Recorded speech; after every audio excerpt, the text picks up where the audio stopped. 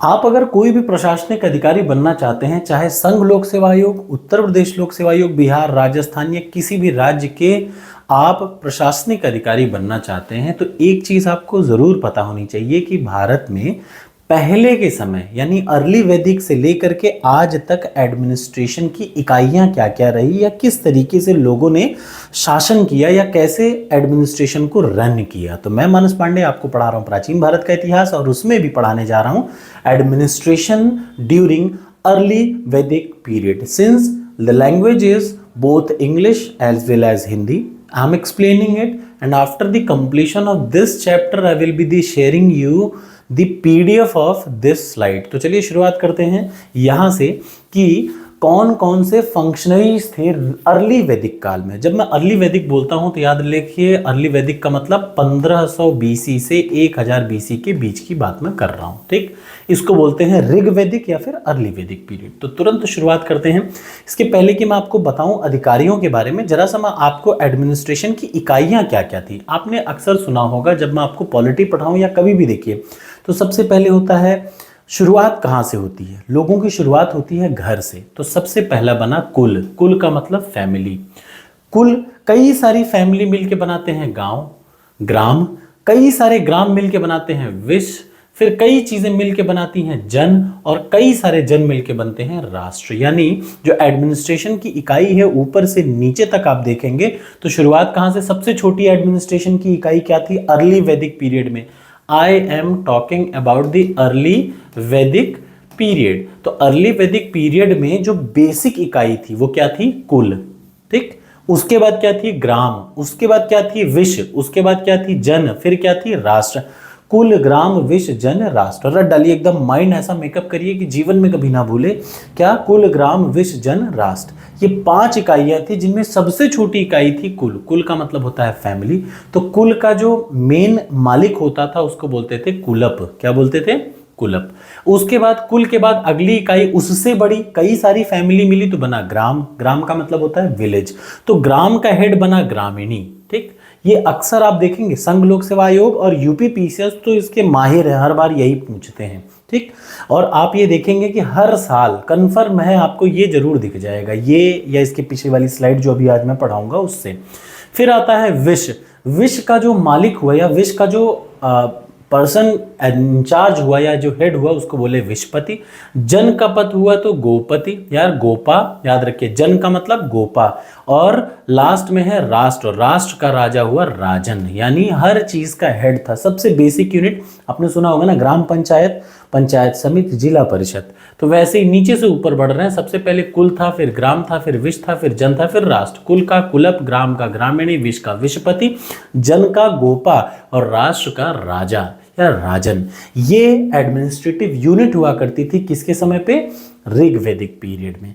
आप इसको अच्छे से रटिए क्योंकि ये कंफर्मेशन मैं आपको दे सकता हूं, बार बार दे सकता हूं कि ये प्रश्न आपसे अक्सर पूछा जाएगा। अब हम लोग बात करते हैं ऋग्वेद के समय के इंपॉर्टेंट अधिकारी कौन से थे। तो चलिए, ऋग्वेद का जो सबसे इंपॉर्टेंट, सबसे प्रमुख आदमी हुआ करता था, याद रखिए अर्ली वैदिक टाइम पे, वो हुआ करता था पुरोहित। ऋग्वेद का सबसे महत्वपूर्ण अधिकारी या कहा जाए सबसे बड़ा आदमी कौन हुआ करता था, पुरोहित हुआ करता था, ठीक है। ये बात आपको एकदम रट डालना है। ऋग्वैदिक काल या अर्ली वैदिक पीरियड में सबसे इंपॉर्टेंट व्यक्ति क्या था, पुरोहित। आमतौर में ऋग्वैदिक काल में 2 पुरोहित हुआ करते थे। क्या हुआ करते थे, 2 पुरोहित। एक पुरोहित को बोलते थे वशिष्ठ और दूसरे पुरोहित थे विश्वामित्र। ऋग्वैदिक काल में कितने पुरोहित थे, 2 पुरोहित थे हुआ करते थे, नहीं 2 ही पुरोहित थे। एक पुरोहित थे वशिष्ठ और दूसरे पुरोहित थे विश्वामित्र। जो वशिष्ठ थे ना वो कंजर्वेटिव का मतलब उनका मानना था कि जो है उतना ही रहने दो, आगे मत बढ़ो, ठीक। आपको पता है वशिष्ठ त्रिकालदर्शी भी थे। विश्वामित्र क्या थे, वो एक्सपेंशनिस्ट, वो थे महत्वाकांक्षी। तो उन्होंने विश्व के कल्याण के लिए और आर्यों के एक्सपेंशन के लिए बनाया क्या, गायत्री मंत्र की उन्होंने रचना की ताकि आर्यों का विस्तार किया जा सके। तो याद रहेगा ना। तो ऋग्वैदिक पीरियड का सबसे इंपॉर्टेंट जो ऑफिसर था वो क्या था, पुरोहित था। और ऋग्वेद में 2 पुरोहित थे। एक पुरोहित थे वशिष्ठ और दूसरे पुरोहित थे विश्वामित्र। वशिष्ठ कंजर्वेटिव थे, वो नहीं चाहते थे कि चीजें एक्सपेंड हो, लेकिन विश्वामित्र एक्सपेंशन या विस्तारवादी थे। इसी वजह से उन्होंने गायत्री मंत्र की रचना की ताकि आर्यों का विस्तार हो सके। मेरे ख्याल से आपको समझ में आ रहा होगा। अब अगला मैं बात करता हूं, जो दूसरा इंपॉर्टेंट अधिकारी था वो था क्या, वो था अगला इंपॉर्टेंट वॉज सेनानी। जो दूसरा इंपॉर्टेंट अधिकारी था वो सेनानी था। कहीं भी युद्ध लड़ना हो, कुछ भी करना हो, उस युद्ध को लड़ने के लिए क्या रखा गया, सेनानी रखा गया। तो सेनानी was basically the head of all the army, या फिर ये क्या है, These all army was under the supervision of सेनानी। तो सबसे इंपॉर्टेंट हुआ पुरोहित, पुरोहित के बाद हुआ सेनानी।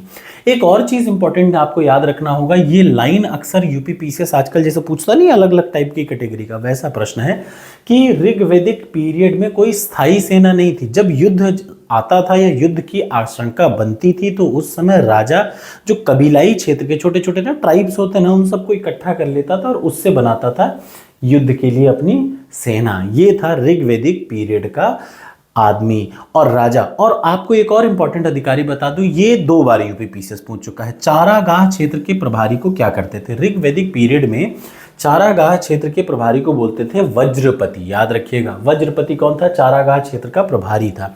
अब मैं आपको जल्दी से लास्ट चीज बता दूं, कुछ इंपॉर्टेंट ऑफिसर्स ऋग्वेद के समय के, यानी ऋग्वैदिक पीरियड के कुछ इंपॉर्टेंट ऑफिसर। तो एक तरफ हिंदी में है, एक तरफ इंग्लिश में है। देखिए, जो सबसे इंपॉर्टेंट किसी भी विवादों का निस्तारण करना था या विवादों के लिए मध्यस्थ जो बनता था वो था मध्यमासी, यानी mediator of dispute what settled with the help of मध्यमासी, या फिर कह सके तो मध्यमासी was the incharge person to mediate in between two parties. Tax collector को क्या बोलते थे, भागदुधा, याद रखिएगा, भागदुधा क्या था, टैक्स कलेक्टर। उसके बाद ट्रेजरी को क्या बोलते थे, संग्रहित्री बोलते थे, संग्रहित्री,